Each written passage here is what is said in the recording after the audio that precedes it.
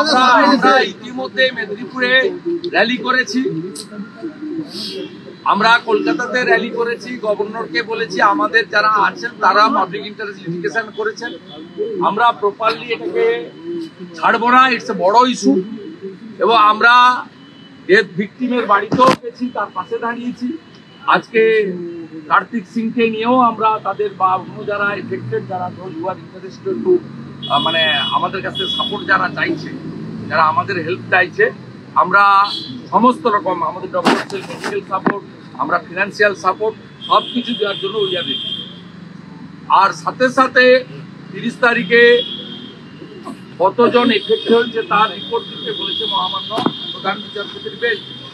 এবং আমরা কৃষক মহামান্য হাইকোর্টের কাছে যে তিনি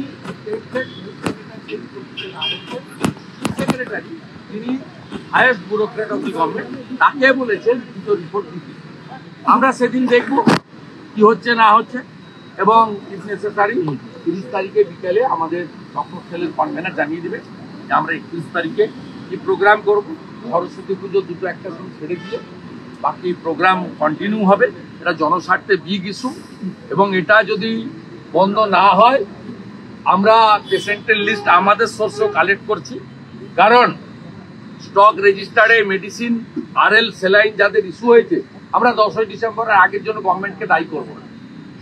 10ই ডিসেম্বরে গভর্নমেন্ট ইনফর্ম হয়েছে, গভর্নমেন্ট স্টক ক্লিয়ার করেছে, প্রপারলি ব্যান করেছে 14ই জানুয়ারি।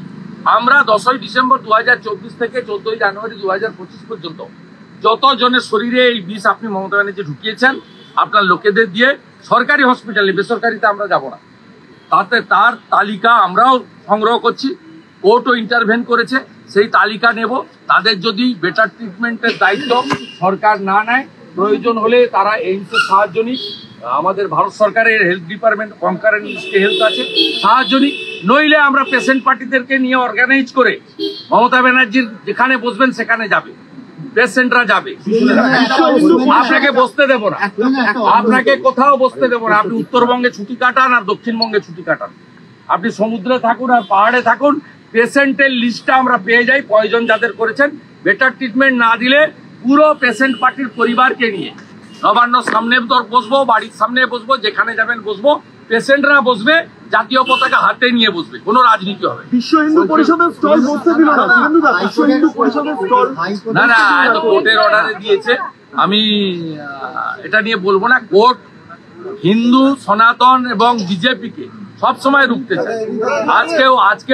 আজকেও আমাদের মিছিলকে দেখেছেন, ধর্মতলায় আসতে দেওয়া হয়নি, মোহাম্মদ আলী পার্কে শেষ করতে হয়েছে। এটা প্র্যাকটিস। পশ্চিমবাংলায় গেরুয়া রং, সনাতন, হিন্দু শব্দ এর বিরোধিতা করবে, কোর্টকে আমি দায়ী করবো না। কোর্টে যেভাবে বিশ্ব হিন্দু পরিষদকে সাম্প্রদায়িক সংগঠন বলা হয়েছে, যেভাবে সরকারি উকিলকে দিয়ে সবাই কোর্টে লাইভ ভিউতে দেখেছে, তাতে প্রমাণ হয়েছে এখানে জামাতিদের সরকার আছে, এখানে কোনো নির্বাচিত সরকার নেই। পশ্চিমবঙ্গে যে সরকারটা আছে এটা জামাত শিবিরের সরকার বলে আমি মনে করি।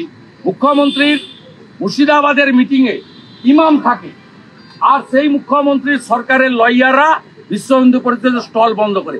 বাকি উত্তর আগামীকাল 2টোর সময় মুখ্যমন্ত্রী যেখানে সভা করেছেন লালবাগে শুভেন্দু অধিকারী দেবে, মুর্শিদাবাদে কালকে দেখা হবে। জঙ্গি মুক্ত মুর্শিদাবাদের দাবিতে কালকে আমি মুর্শিদাবাদ। আমাদের ভিডিও ভালো লাগলে লাইক এবং শেয়ার করুন, কমেন্ট সেকশনে গিয়ে জানান আপনাদের মতামত। আরও ভিডিও পেতে আমাদের চ্যানেল সাবস্ক্রাইব করুন এবং প্রতি মুহূর্তে খবরের আপডেট পেতে প্রেস করুন বেল আইকন।